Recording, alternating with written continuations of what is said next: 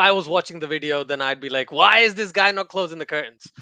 Hello, namaste, assalamu alaikum, welcome to Good For Us. And today we're going to discuss the Asia Cup 2022, a tournament that I had discounted from my mind because I thought, oh, who cares about it? But the last like 2 weeks is just built up in my head since the schedule came out and everything. I was like, I'm so excited about this. And thankfully, we've got the cricket connoisseur Aaron to talk about all things that I don't understand about the Asia Cup in cricket. Man, how you doing? Doing very well, to be honest, Asjad. Lovely intro as always. And yeah, it is one of those competitions, isn't it, where it simmers beneath the surface. And then as soon as we get closer and closer and closer to the opening of the tournament, all of a sudden everyone really cares about it. And obviously there's regional pride at stake, as there is with any tournament like this. So it's going to be a very interesting tournament. I think everyone has their preconceived favourites. I think a lot of people are going with the likes of India and Pakistan, but I just look at a team like Sri Lanka, Bangladesh. Bangladesh have seemed to be in the mix as well for the past couple of competitions. The Asia Cup really is an interesting tournament, and as we'll discuss in today's show, there's a lot of things which, if they go right, could mean that any of these teams could lift that trophy. Yeah, and I'm glad you didn't mention Afghanistan, and the reason is because they are genuinely for me the dark horses for this tournament because of the way they performed. Yes, they did they lose the series against who was it? Ireland, right? There was a 3-2 series just recently, but they performed really well since the 2021 World Cup, T20 World Cup, and the fact that they played well against India and Pakistan in the UAE last year, it's good signs for them. We're not going to talk about Afghanistan first, though. I'm going to talk about Sri Lanka, the shirt that you're wearing, because you mentioned something before we start recording. They don't have a lot of fast bowlers in this particular tournament, unfortunately. But before we get into like deeper, darker parts of Sri Lanka, I'm just going to give you a heads up. Sri Lanka have not had the best time since the 2021 T20 World Cup. They've lost to Australia in Australia. They've lost to India in India. They've lost to Australia in Sri Lanka and come into this Asia Cup as one of the weaker teams. They are potentially, I'm pretty certain, they are going to play the qualifiers for the T20 World Cup as well later this year. So they're not in a particularly great position right now. What are your thoughts on Sri Lanka? Well, it's an interesting one, isn't it, Asjad? But I think I go back to the old proverb, which is a lion is at its most dangerous when it's wounded. So do not discount the Lions of Sri Lanka. They have still got a chance. And I just look at the squad, and they have been ravaged by injuries and absentees. Dusmantra Chamira obviously is the big absentee, isn't he? With that extra degree of pace and well, speed that he provides. He's an excellent seam bowler, but they're also missing Kasim Rajita and Banura Fernando as well on the eve of the tournament. So initial signs are looking great, unfortunately, in the bowling department, but they have got some very interesting players. And with the methodology, the style, the approach that Sri Lanka take, it is very much a high risk, high reward, isn't it? In Yeah. terms of their batting approach, with the likes of Asalanka, Rajapaksa, you've got Mendes, Danajai de Silva. They've got some very, very good players in there. But I think the bowling is going to be the real interesting factor because in a tournament like this, we saw it in 2016, India's bowlers won them that tournament. You've got to bowl well in a T20 tournament. And I just look at the Sri Lanka team. On paper, the bowling does look a little bit fragile in comparison to the powerful batting. With that being said, though, they've got some wild cards, haven't they? They've got Hasaranga, who's one of the best leg spinners in world cricket right now. They've also got a pretty good backup in Jeffrey Van der Sey in that department. Mahesh Tikshana is very interesting. Again, we saw very, very promising signs with his bowling in last year's T20 World Cup. I think he's going to go from strength to strength. He showed some initial promising signs as well for CSK in the IPL. Tikshana could be a game winner in this year's Asia Cup.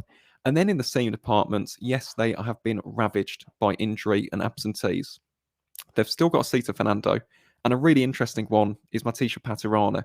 He's just been re-signed, I think, for the T10 for the Bangla Tigers, if I'm not mistaken. He is the next Malinga. A lot of people call him in the next Slinger because of his whippy action. He's going to be very interesting in this tournament, and I cannot wait to watch him. He's got lots of experience on these wickets before having played in the T10 league. So Sri Lanka, they're not the favourites. I think, as much as it pains me to say, they really are outsiders for this year's competition. But I love their spin attack. I love the finishers as well. Dasun Shanaka, really underrated player in the wider global conversation. He can finish a cricket game very, very dangerously. So they aren't the favourites. They have got some weaknesses in the seam bowling department in particular. But if Sri Lanka's top order can fire and they lay that foundation for the likes of Shanaka to finish, they could just provide a shock or two in this year's tournament. I'm glad you mentioned that their spinners are absolutely brilliant because they are. I didn't But even one, mention Jaiwit Rama. yeah, He's another one in that's there. thing is with Tiksana and Hasaranga, the way they've been bowling for a while. You mentioned CSK and Tiksana. I think he took like 11 or 12 wickets. Hasaranga, second highest wicket taker in this year's IPL. Bring What him is it? back, Mike Hesson, please. 26 wickets. All right. Now, with the bat, he's quite handy as well. He's an aggressive batsman. You mentioned Shanaka, 60 runs of the last 3 overs in a T20 game against Australia. That was a fantastic knock. But one thing I don't do this much, Aaron, but I'm going to disagree with you about Sri Lanka's batting. Their batting has looked pretty, how do I put this? Ordinary. Let's put it that way. Pretty Inconsistent? inconsistent and ordinary. I would I, agree. Through the reason gritted is, teeth, I would agree. thing is, there's so much talent, but they haven't been able to perform consistently. Imagine your number 5 or 6, your captain, has the best average out of all of your batsmen over the last like year or so, right? I think he's averaging close to 40 or around 40 over the last few matches, and he's been great. It's just everyone else around him, unfortunately, haven't been able to perform, and that's something I'm not too happy about because Sri Lanka doing well in world cricket really helps world cricket. Like we talk Mm. about West Indies, like Pakistan, Sri Lanka. There's a few teams apart from the big three, right? There's a few teams, in my opinion, that if they're doing well, it all kind of just works out in my head at least. It just makes sense. So I am kind of disappointed in that front, but on a positive note, the spinners are great. Spinners are great. I'm very excited to see how Hasaranga and particularly Tiksana bowl in tandem. It'll be fun to watch. Now, from one spin spin relevant team to another spin. You can use dynamism as you do, right? What do you call it? Metronomicism. Yes, I'm going to make up words in this particular description. But Afghanistan, Rashid Khan, Mujibur Rahman, Muhammad Nabi, be it Rashid Khan in the BBL, be it in the IPL, be it in the 100, be it in the PSL, be Mujibur Rahman in the BBL, in the IPL, Muhammad Nabi all around the world. All of these spinners for Afghanistan have been brilliant.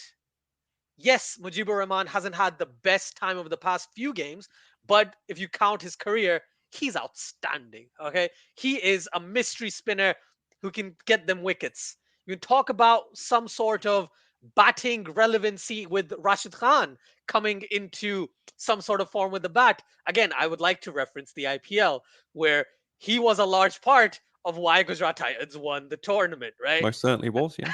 Yeah, you could talk about what's the name, Zadran. You could talk about Ramanullah Gurbaz. There's a lot Karim of Janat as players, well. right? There's so many players that Afghanistan have that play all around the world that are just so good, so experienced in the T20 format. And for me, like I said at the beginning, Afghanistan for me are dark horses. What's your take on Afghanistan for this Asia Cup? 100% agree. Dark horses, they are the team which could shock the world in this particular tournament. And the spin attack, that's a ridiculous trio, isn't it? Rashid Khan, Mohamed Nabi, Mujibur Rahman. And as if that wasn't enough, you look at the depth as well. Norak Madlakanwal, the young left arm wrist spinner as well. I mean, Afghanistan, I don't know how they keep on doing it, but when it comes to the spin departments, that is a very, very strong area for that team heading into this year's Asia Cup. In terms of the seam department as well, Naveen Ul Haq had an outstanding Oh T20 yeah, blast for yeah, Leicestershire. He's a very clever and sagacious bowler. In terms of his changes of length, his speed, the cutters, the slower balls, he's a great player to watch. He really is a bag of tricks. That's how I describe Naveen Ul Haq. And on these surfaces, in particular, on a wicket like Dubai, even on a high-scoring venue like Sharjah, that guile, that cricketing nous, that awareness will definitely aid Afghanistan in their quest for this year's Asia Cup. So even in the seam departments, you've got a bona fide wicket taker in the form of Naveen Ul Haq. Karim Janat as well can be a pretty decent all-rounder with the ball in hand. And then Fazal Haq Faruqi is an interesting one because we saw him in a little bit for the Sunrisers Hyderabad Yeah. in the IPL. He's one of these, I would say, on the sidelines at the moment, but he's an emerging talent, right, Yeah. in Afghanistan. And I think he's got a very bright future. So he's another one to potentially watch out for. And talking of players with tremendously bright futures, when it comes to one more strength of Afghanistan, it is that top order, isn't it? Oh, Hazratullah Zazai and Ramanullah Gurbaz. Hazratullah has a 145 strike rate in T20I cricket. Ramanullah's is around about 133.8.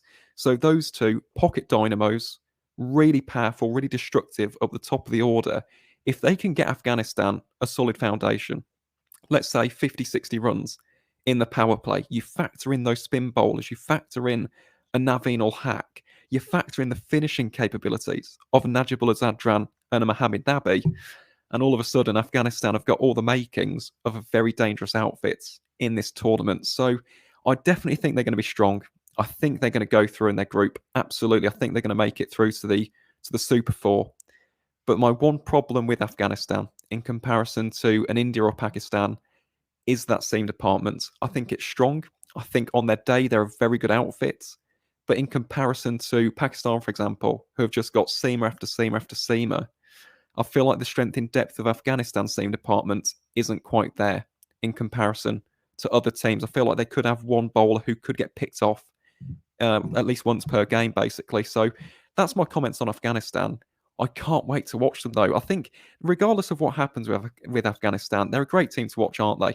As yeah. a neutral, and fingers crossed, yeah, they can go far in this tournament, because if they do, we're in for some pretty blockbuster encounters in this Asia Cup. Definitely. And you mentioned something about Afghanistan's pace bowling. I just think of the 2019 World Cup where I think it was Imad Wasim or someone who went ballistic and run Gulbuddin. Headingley. Yeah, at Headingley, right? And Pakistan won the match because Pakistan would have lost that match if it wasn't for that innings and maybe the wrong call with the bowler. That's my take. It Maybe they was. could, It was. right? I Yeah. agree with that 3 years on. So I'm happy about it though, personally, very Yeah, I happy. bet But you are. yeah, definitely, their pace bowling is slightly lacking. Yeah, I think with Afghanistan, they are very solid side, and the last team in this group, so Group B, is Bangladesh, who personally, and again, I don't want to badmouth Sri Lanka in any way, shape, or form, but I don't see Sri Lanka getting through into the Super Fours. I think it's going to be Bangladesh and Afghanistan. So let's talk Bangladesh. Shakib Al Hassan, man. How has he been relevant and so good for over a decade now, right? He's been outstanding. Probably their best player of all time. Probably one of the best all rounders in the last decade. I would put him in there. I'd agree. But also, the fact that he's not slowing down, be with his bowling, his batting, anything like that. So I know I've only mentioned one player, but I want to talk to you about Bangladesh and what do you see them potentially doing in this year's Asia Cup? Well, I hope that they go far. I really do. I love the Tigers of Bangladesh. They've only been an ICC 4 member since 2000, so they are the relative newcomers on the block, really. But it's funny you mentioned Shakib Al Hassan. That was not the route I thought you were going to go down, to be honest. I thought you were going to talk about the controversy surrounding the whole captaincy and the betting on Instagram. You know, that post, I can't remember the name of the company, mind, but there was an awful lot of controversy before a ball was even bowled, and then the next minute he's named as the captain. So I'm not sure whether or not that'll play against Bangladesh. I certainly hope that it doesn't. But Shakib Al Hassan on the field, I completely agree, Ajjad, completely echo that sentiment. He's one of the best all rounders to watch on the entire planet. You talk about three-dimensional cricketers, I put him in the same bracket as a Jason Holder or a Ben Stokes or a Ravi Jadeja. When he is on form, when he's on song, he provides great control with the ball. He's very capable with a bat, and he's an energetic fielder. He's exactly what you want in your rounder. And as a captain, I feel like the rest of that Bangladesh team can feed off of his energy. In terms of the rest of the Bangladesh outfits, I would say that even though they are missing the likes of Tammy Iqbal, I don't believe Liton Das is playing either. They are probably stronger on paper than Sri Lanka, in particular in the bowling department. And this is the key thing with Bangladesh. They aren't missing their out and out quicks. So they've got a Yeah. Taskin Ahmed, they've got Mustafizur Rahman at their capabilities and at their disposal for this tournament. So I think they have got the beating of Sri Lanka in that department. And one player who I sincerely hope we get to watch in this tournament for multiple games is Parviz Hossein Iman, 20 years old, opening bats. Last year in the BPL, scored 100 from 49 balls for Fortune Barishal. He played in the 2020 Under-19 World Cup in South Africa.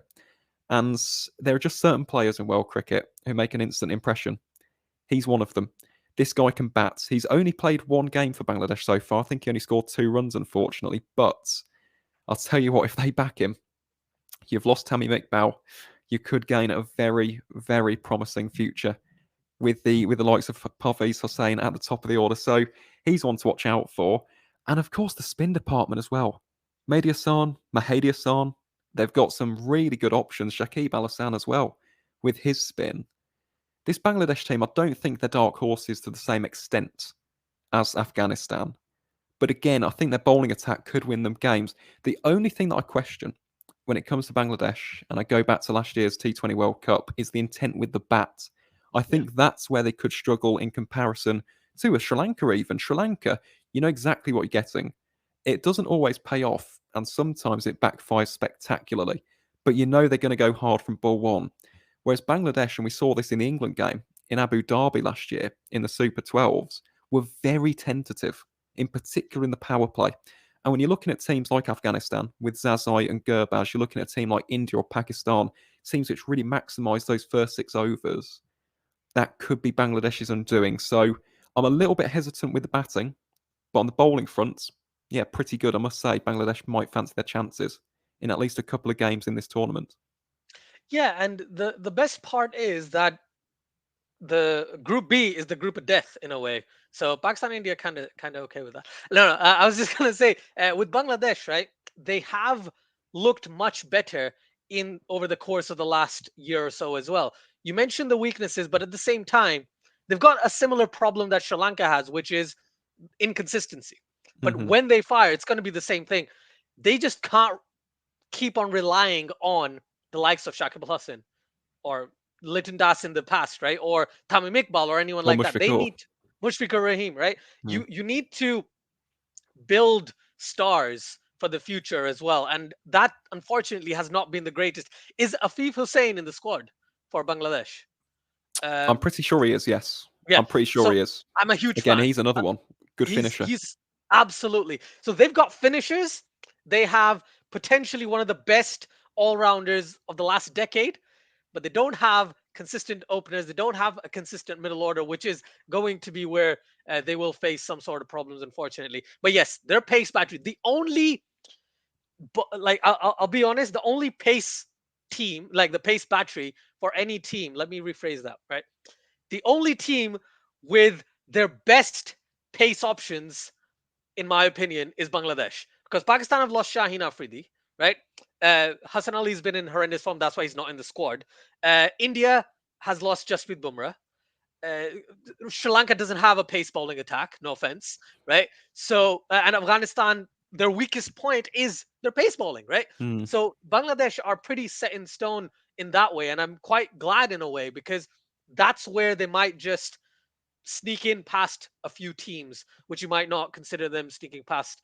So, yeah, fair enough. I'm glad we talked about Group B. Let's talk about Group A. Let's start off with the team that I think is going to win Asia Cup 2022, Kuwait. India.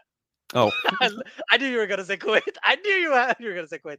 India, because I think India, even with no Jasprit Bumrah, even with a drought of 1,000 days or whatever it is for Virat Kohli with a century, I don't know what the exact number is, but it's a long time. Even with all that, even with the fact that India does not play their best T20 team anywhere anymore, right? They have one game and then they don't play together. That gelling does not happen. However, they're still able to win matches. They're still able to beat teams over and over again. Again, I don't know how many T20I series India has played, but I know they have won a lot of matches. Okay, be it against Sri Lanka, be it against whoever else they've played T20Is against over the course England. of the last England. England, Yeah, right? of Yeah. course. Okay. Yeah. Yeah. 2-1. So, so I think India is pretty solid at this moment. You can talk about Surya freaking Kumar freaking Yadav. He's the number 2 T20I batsman in the world.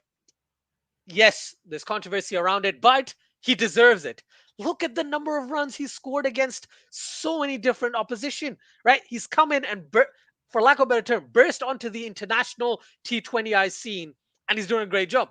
In terms of the Indian pace bowling lineup, right? Yes, they don't have Harsha Patel or Jasprit Bumrah, but they do have Bhuvi, right? They've got Avesh Khan, they've got Arshdeep Singh, that left arm angle, and the way the economy that this guy bowls with is just out of this world. You have the likes of Hardik Pandya finally bowling again, right? Be it however many overs he bowls, he's just doing great, right? Gujarat Titans IPL winning captain this year, all right? And with the bat, the aggressive nature that he brings in, you have Ravi Jadeja, you have Ravi Ashwin, who might play, might not. You have, I believe, you have Bishnoi, who might play, who might not. That is a question. I know we talked about India is maybe going with two spinners, maybe going with one spinner. What tactic they're going to use? You're probably going to go with five spinners if you could. But Deepak Huda, right, as an option. So yeah, India's looking pretty solid. What are your thoughts on India's Asia Cup squad? Yeah, it's very strong. Let's be honest, Asjad, let's not beat around the bush. They are the favourites, aren't they? Yeah, Every right. single person, when we're looking at expert opinions, has gone with India as the favourites to lift this, and they are the holders of the Asia Cup. They won it in 2016 when it was a T20I tournament. They beat Bangladesh by 8 wickets, I believe it was, in Yes. Dhaka. Yeah. And Jasprit Bumrah, funny enough, 1 for 13 from his 3 overs, so he is going to be a big loss. But it's interesting in that tournament, actually, Hardik Pandya was India's second leading wicket taker. And yes, admittedly, that was 6 years ago. But now that he's back into the fold, in terms of all three departments, he's bowling again, and he's been very economic. That Indian seam attack, even without the likes of a Jasprit Bumrah, is incredibly strong. And I love the variety that the men in Mhm. blue possess heading into this tournament. Bhuvaneshwar Kumar, one of the best white ball swing bowlers on the planet.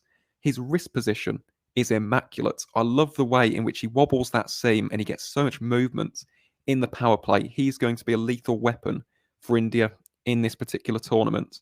I look at someone like Avesh Khan, great death bowler. So again, you've got that department ticked off. You got your breakthrough specialist in Hardik Pandya, again economic as well, getting back into rhythm with the ball in hand. And Arshdeep Singh, again a great prospect, and he provides something completely different in comparison to those other seamers with the left arm angle. So India have got a really deep and varied seam attack to take with them into this tournament. So in the seam department, they're sorted. They look very, very strong, even with the absence of Jasprit Bumrah. The spin attack, again, pretty self-explanatory. They look incredibly strong, whoever they go with, whether that's Ashwin, Jadeja, Bishnoi, it doesn't really matter. To be completely honest, they've even got Yuzvendra Chahal. So, Hold I, on. I, I can't believe I forgot Chahal. This guy has been on a tear for a year. I'm sorry to interrupt, Aaron, but I just want to mention how good Yuzvinder Chahal has been over the last year. Since you said to me, Asjad, he's going to come back. And I said, ain't happening. He's out for life.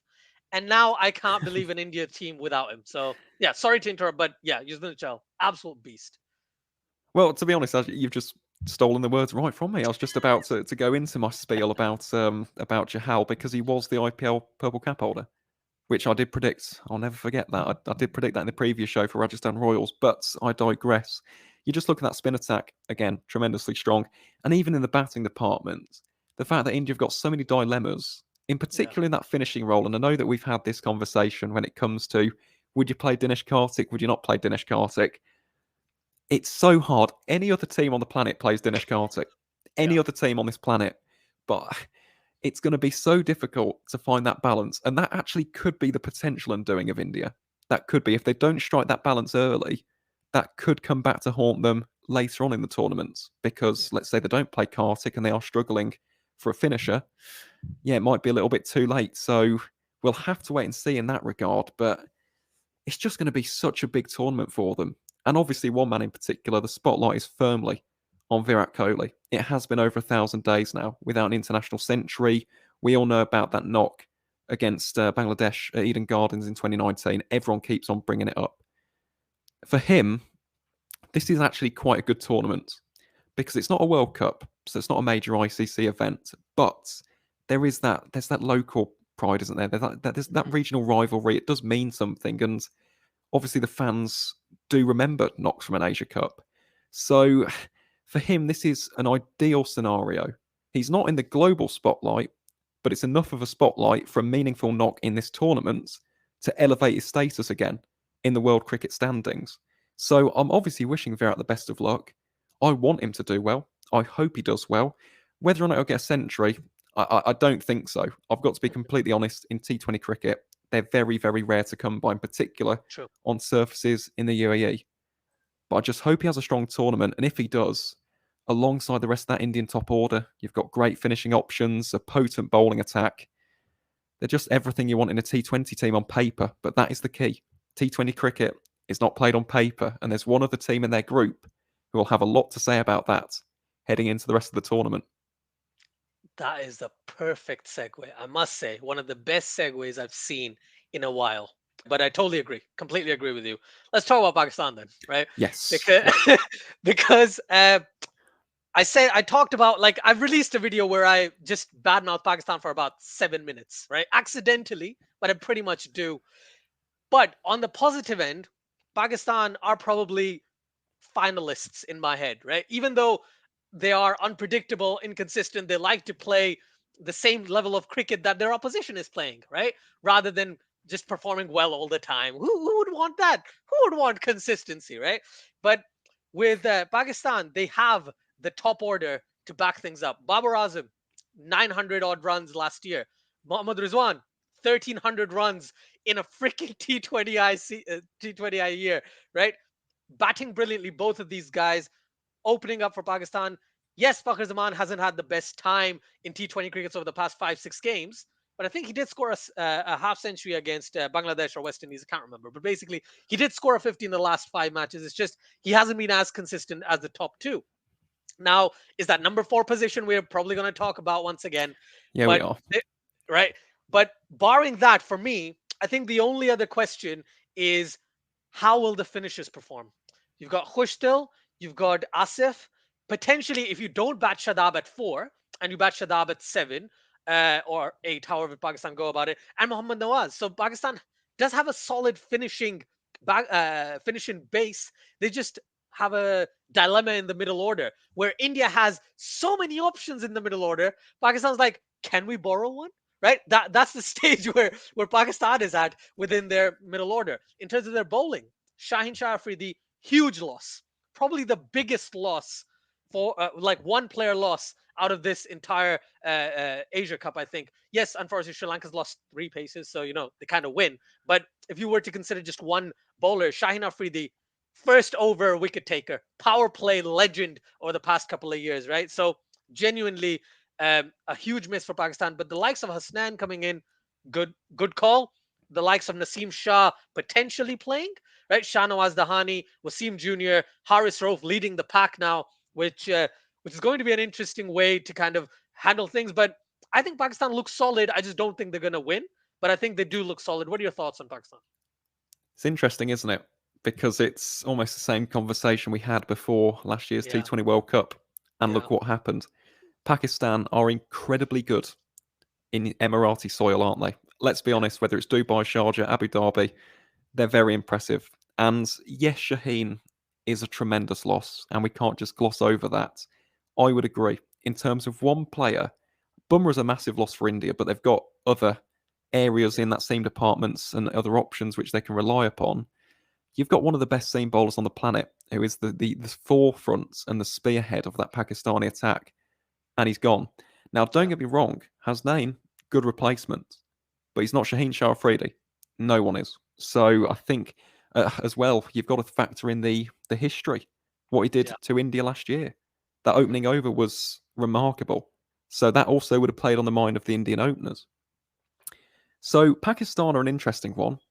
On paper, I'd say they are the second favourites. I know that obviously as a Pakistan fan, Asjad, you're going to be a little bit more pessimistic, and there is that issue with the number 4, and we've Yeah, been speaking about it for years, and it still hasn't been rectified, and it is frustrating. But let's say that a Hyder Ali, for example, does come in, and he does cement himself, even if it's just for this tournament. He has a couple of big knocks. All of a sudden, Pakistan are right in the hunt yeah, because they have a very good seam attack. Even without Shaheen Shah Afridi, they've got a potent seam battery at their disposal. That top order is one of the strongest on the entire planet. Azam, Rizwan, Zaman. You can't ask for a much better top three. It's varied. You've got the left hand, right hand with Zaman and Rizwan and Azam. You've got two of the finest openers on the entire planet to rack up runs in the power play. It is a good look inside on paper. The finishers, I agree, could be an issue. Could be an issue because they are very much go big or go home, aren't they? Yeah, Every single one of them. In yeah. particular, an Asif Ali or a Kushdal Shah. If early wickets do fall, Pakistan could be prone to some batting collapses. Mhm. But if they have that foundation, and let's say some of the bowling is pretty poor, Pakistan can rack up runs for fun in over 16 to 20. So for that reason, I still think India are the favourites. But if there was to be a final, if T20 cricket was that simple that it could be viewed upon paper and you could make a prediction for the final, I think an India Pakistan final could be on the cards. And if we get that, my goodness, would that not be an all timer for the Asia Cup? It'd be a great match to watch.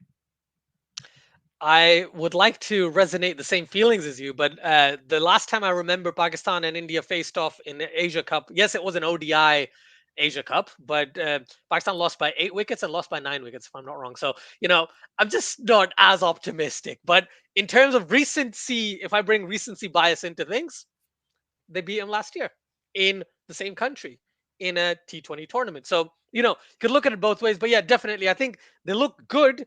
It's just for me, with the likes of teams like Afghanistan, what they can do, what they're able to do from the, Afghanistan is the type of team that can quite easily, with their spinners, defend 130, right? Which is why they're so dangerous. And Pakistan, if they lose quick wickets, again, I completely agree with your sentiments there.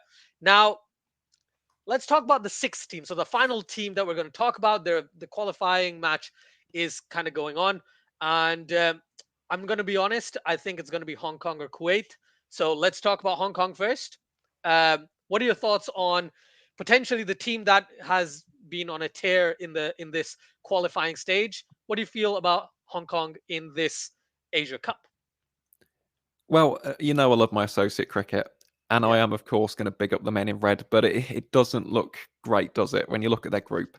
If yeah. we're being completely honest, India, Pakistan, as much as I would love to see them go through, it's probably very unlikely. But if Hong Kong do progress, and let's say they do play against Pakistan, we've got the battle of the Babars, Babar Azam versus Babar Hayat. So that will be fantastic for us as cricket lovers. And to be honest, Hong Kong, yes, they are unfancied. Yes, they're probably not going to make it through the group. But as I said, a player like a Baba Hayat is very good to watch by associate standards. I think he could be very, very interesting. I also look at someone like a Nizakat Khan as well. There was a lot of controversy a few years ago, actually, with regards to him leaving Hong Kong cricket. And yet he's come back, looks in decent nick, and you know what? He can score some fast runs as well. So I would love to say, yeah, they'll go through in second, they'll sneak through. They probably won't. But if you're a fan of associate cricket, as I am, you just want to see them put in some decent performances. Don't get hit for 200 plus runs and don't lose by 10 wickets. Because it's tournaments like these which are fantastic for associate nations. It's a part of the learning process, it's a building block. And a team like Hong Kong, I've got to be completely honest. And again, this is just my associate cricket standings coming into it. They are a team going in the wrong direction in a couple of formats in comparison to teams like Namibia, for example, who are going from strength to strength. Nepal are another one. The UAE, you can argue, are another one in that regard as well, given the amount of international cricket which is now being played in the country. I feel like Hong Kong are on the regressive in comparison to their height of the mid 2010s, but they're still a potent associate side. They probably won't win. But you know what? If they do, wouldn't that be incredible? I think it'd put a smile on everyone's face, to be honest. If they can just get one win, who knows? Anything's possible. I'll be honest, and I don't mean to badmouth any team, but I would be so happy if they don't beat Pakistan. Okay, because I've got a feeling that Pakistan will do. And no offense to Netherlands, we've talked about Netherlands being a great team before, right? And you back the men in orange, but Pakistan could have lost two of those ODIs, right? Okay, with the way they were playing. Especially the Okay, last one. the last one, goodness me, what were they doing? Let's not even go there. Let's talk about potentially an associate nation getting to the final and winning it. That would be great, right? I must say though, I must say if we go back 10 years, 12 years, 12ish years, Afghanistan had to qualify to get to Asia Cups, right? It was difficult for Afghanistan to get into these types of situations, but what they've been able to do over the course of the last 10 to 15 years is that they are, like, you talk about, oh, Asian teams, it's not just Pakistan, India, Sri Lanka.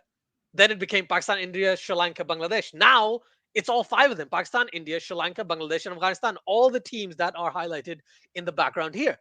And maybe Hong Kong could be, I know they're going in the wrong direction right now, but winning the Asia Cup or getting to the Super Fours or something like that would definitely go in one direction for them, right? For as a benefit. Again, I'm not saying they're going to. I'm I just was trying going to to be. say that's Uh, my level of optimism slash delusion, whatever people and prefer to coin it. Asan Khan lifting the Asia Cup, that'd be fantastic. Who, by the it's way, my actually, I yeah forgot to mention yeah. Asan Khan in associate cricket. He had a good qualifier as well. I think he took 6 wickets over the course of the 3 games. He's a very good option for Hong Kong.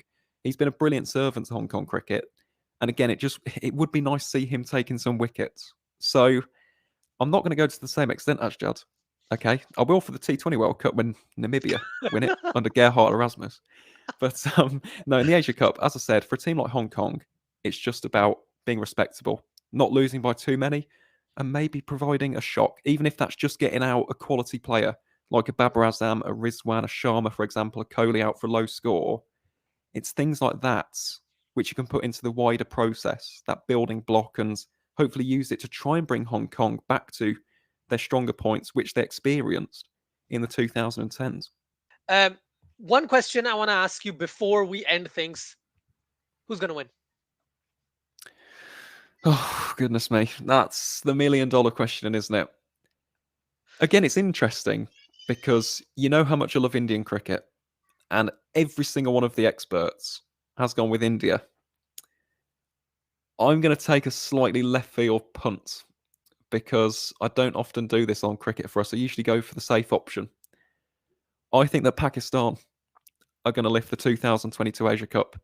I think even with the absence of Shaheen Shah Afridi, I think in a tournament like this, which isn't very long, let's just remember, I just look at the style of Pakistan. I look at their approach. I look at the fact that they can lay a foundation in the power play with that top order trio. They've got an interesting number 4 potentially with the likes of Hyder Ali or Shadab Khan, whoever takes that number 4 spot. If they get going, Pakistan have got the finishers and they've got the bowling attack to win games. It is the risky option for me to take. But with a team like Pakistan, a team which I always describe as being the great enigma in cricket, when they're brilliant, they're the best team on the planet. When they're not brilliant, they are one of the worst ones because they seem to throw it away on a consistent basis when they perform poorly. But if they do produce their best, when we get to the Super Fours and potentially the final beyond, I think they might just be able to do it. So I'm going to go with the men in green, but I do think India will be up there as well. I think that's the safe bet. Safe bet would be India. If you're ready to, as I said, take a little bit left field, go with the men in green, go with Pakistan. I love the confidence. I wish I could be this confident about Pakistan. You know this, right? I can't. Whatever happens, if Shaheen was in the side, I'd be like, sure, I could put Pakistan in the final. But it's just, I'm really trying to be positive here. I don't see Pakistan winning. Okay, I think Even with Afghanistan. Shah and Hasnain, though, Shah, Hasnain, you've got some No, decent spinners as well. We haven't oh no. mentioned Usman Qadir with the flipper. Thing is, he's not playing, right? It'll be really highly unlikely if he plays. Let's just put it that way, okay? If he plays, great, but Shadab Khan's the better spinner. True, I'm not yeah. gonna lie. Right, all right. So if I was being honest, I think Afghanistan has a more of a chance of winning than Pakistan. Let's like that's my take. But Wow. people are gonna hate me for this. Like I think Afghanistan, with the spin they have and the aggressive approach they have, Pakistan can't play full on aggressive cricket. It's just not how they play. Even when they try, 7 times out of 10 they fail. Afghanistan 8 times out of 10, or not eight, 5 times out of 10 it works out for them. Okay, This is the so if beauty of this competition, though. see that's the thing. With Pakistan, they only need those 3 out of 10. See They'll if go through and only. win the thing. Let's hope so. Right. Okay. So my prediction, you already heard it right at the beginning of the video. I think India's gonna win, but I would be so happy. I would be jumping up and down if Pakistan wins. And this is the funny thing. I said I don't care about the Asia Cup. I have become a liar. I really care about the Asia Cup, right? 11th of September, the final. If Pakistan gets through and India plays Pakistan, I would be jumping. Like I can't review it. I will be with Fezan on the 11th of September, by the way. So I'll see if I can do some sort of video with him. But genuinely, this is crazy, man. This is absolute madness. This tournament is something that I'm super hyped about. And literally, look at my videos 3 weeks ago. I was like, nobody cares about the Asia Cup. This is how it comes around. I'm so happy this is happening. It's a 2 week tournament. Great timing. Like it's short, sweet, and hopefully we have good cricket, which is exactly what we all hope for. Thank you, Aaron. As always, really appreciate your time, man. For everyone watching, please do check out the Cricket Connoisseur on every single platform in the entire universe. Right? Look for that picture, Warwickshire shirt, county championship, beautiful mustache, and you will find him everywhere. Fantastic cricket analyst. Absolutely love him. Thank you. And until next time, everyone, take care.